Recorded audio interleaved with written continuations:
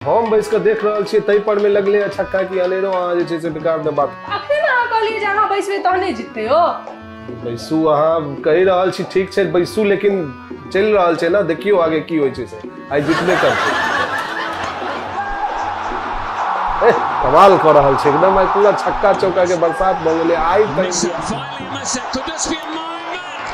एक बार फिर विश्व विजेता बनते इंडिया अहाँ देख लियो। आज बाजी लगेलो हमरा साथे से त हारले छी।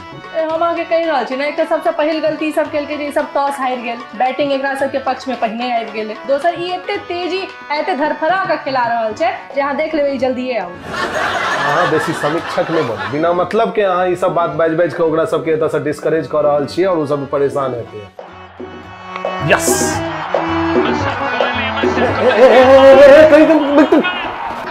आओ ले अहाँ करवा देलिए खा गेलिए रोहित शर्मा।